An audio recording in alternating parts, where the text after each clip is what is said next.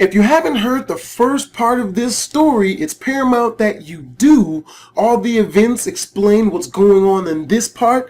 Click the screen and it'll take you back there. But if not, on with the show.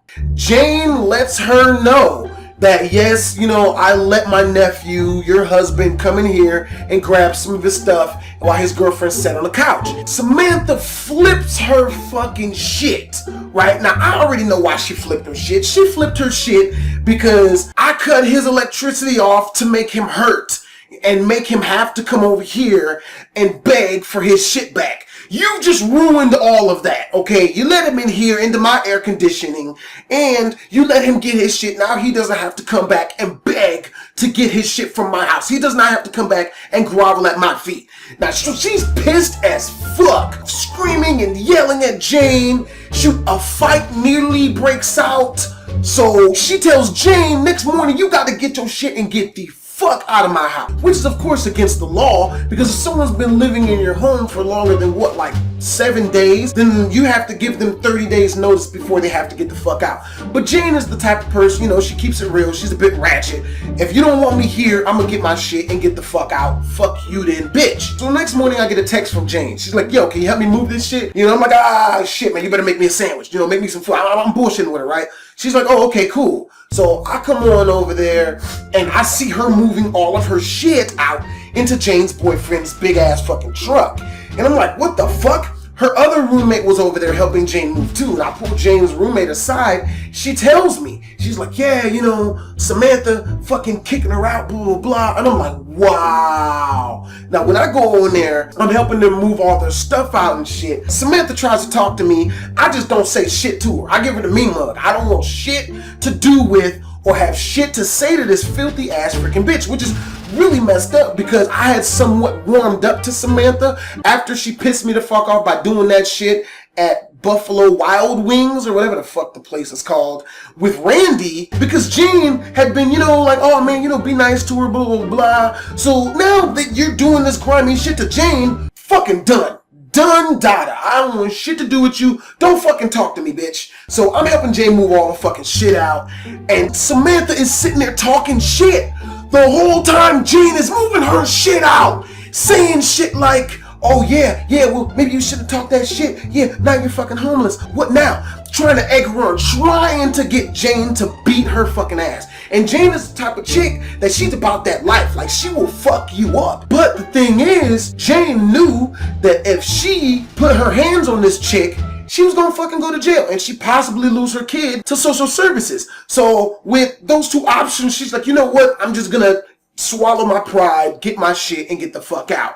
Now, I'm telling Jane, you don't have to fucking get your shit the fuck out of here. You can stay for 30 days. That's what the fuck the police says. I'm saying this shit in front of Samantha. She don't have to go nowhere. She's got 30 fucking days. She has an 8-year-old. Samantha's like, no, man, fuck that shit. She gotta fucking go. I'll set this bitch's shit on fire and throw that shit in the trash can. Jane pulls me aside and lets me know that the night before, this filthy bitch Samantha had already set some shit on fire to show if she didn't get her shit out, either all of her shit was going to end up in the dumpster or she was going to set that shit on fire. I'm like, are you fucking serious? What type of fucking human being does this fucking shit? And I said some of this in some of my videos. This is why I don't fuck with punk asses, because punk asses will go so far above and beyond the Call of Duty, not a game reference, to try to prove that they're not punk asses, that they have control in their life. These are the motherfuckers cutting penises off and freaking shooting people for losing arguments. Like, I get Samantha outside after we load the entire car up with everything that'll fit. I bring Jane and the other roommate back to my apartment, man. We're all kicking it. And I put their perishable cold food in my freezer so the shit doesn't expire. And Jane, she starts tearing up a bit. She's like, I don't have any place to take my kid. I don't know what's going on. I'm like, you know what, man?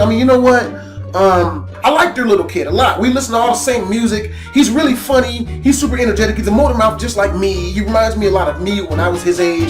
So I'm like, you know what, man? Push come shove. I have an extra room in my apartment. He can take the extra room. Matter of fact, you both can take the extra room. Just kick it in there, until you guys find a place. Unfortunately, she's like deathly allergic to my cats, so she couldn't stay in the room too, so it ended up just being him. As long as you're okay with your son just basically playing video games and eating food and watching movies or cartoons all day, because that's all we're gonna freaking be doing. So I took off, I took like a week and a half off of work, which is why I was able to pump out so many of those Five Nights at Freddy's videos and the other room. And whenever I would play games, he would come in and watch me play video games. Now this is where shit gets fucked up, right? Now, filthy Samantha bitches, her electricity got cut off. All of her friends stopped talking to her because of the grimy shit she did to Jane. Like, she's just completely alone. All she would do is just stay in her apartment by herself. Now, I felt bad for Jane, because, you know, even though she's a filthy sack of shit for doing what she did, I was like, man, you know what I mean? You know, I can see where she's coming from. I've been through heartbreak before. I can only imagine the shit she's going through. Add insult to injury, she got to deal with that shit by herself. And since I already viewed her as weak, I was like, man, I'll hate for this chick to kill herself. You know what I mean? So, you know, I don't want to feel like I contributed to this bitch possibly killing herself through depression or some shit like that, right? So what I did was, I hit her up, you know, I'm like, man, even though, you know, I don't like what you did or whatever, I can understand what you're going through with you and your husband. She's like, yeah. You know, oh, by the way, did your girl have any pads? Because I'm all out. I'm like, you know what, I hit my girl up. My girl is like, look, I'm not going nowhere near this chick. I don't fuck with her. I don't like this chick. I'm like, yeah, baby, but you know what I mean? I don't want her to, you know, fuck around, kill herself and no shit like that. She's up in that room all by herself, and she ain't got no pads. So my girl's like, all right, cool, you know. So my girl gets up like 3-4 days with the pads. I have Samantha come over and pick up the pads. When Samantha gets here, she comes in and she graciously accepts the pads. Now, Jane's son, who we're gonna call John, you know, the 8-year-old little boy, John is sitting in my living room. He's playing one of my PS3 games. Samantha's in there, and she's just going on and on and on and on about a whole bunch of fucking shit. Oh, I don't have any food in the house.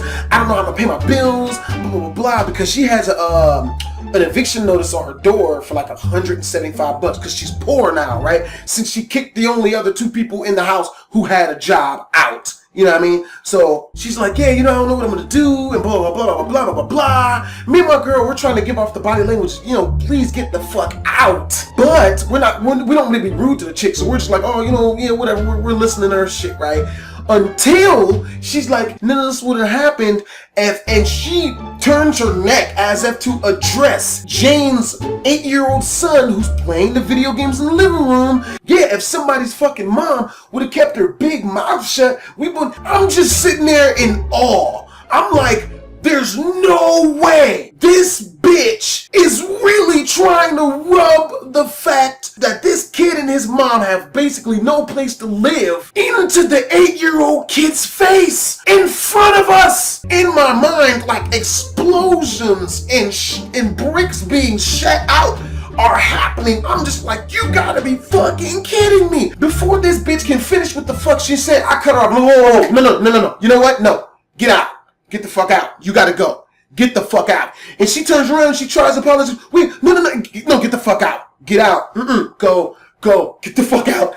And, you know, after I close the fucking door and lock it on the bitch, you know, John comes up and he's like, yeah, man, why would she say that? Like, you know, why would she say that about my mom? So then when the mom got done venting about that situation, she told me while she was over there getting up the last of her stuff, Samantha was sitting there talking shit. But the shit she's talking isn't just normal shit. It's the type of shit that you just can't believe that someone would fucking say. This chick is saying shit like, yeah, so how's it feel to be homeless with your 8-year-old son?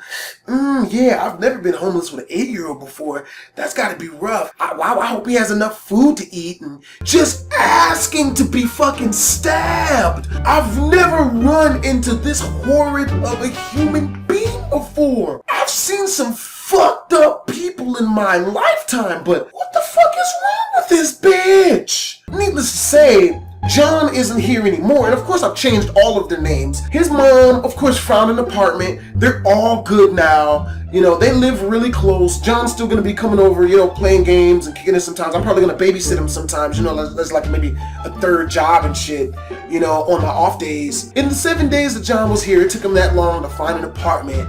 But they have an apartment now, everything's all good, you know, they're doing really well. You know, it's gonna be very soon when this chick, Samantha, gets evicted from her apartment.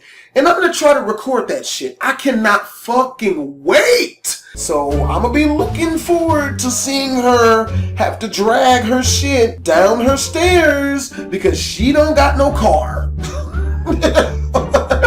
Alright, well that's been BHD Storytime this week. Hope you guys enjoyed the story. If you did, make sure to like, comment, and or subscribe because I do a video like this every single week on Sunday. And until next time, Twizzums. The main officer grabs me and runs me into the side of the freaking wall at the DTC, which of course is brick, shoves my face into the fucking wall, and then takes his knee and puts that in my back.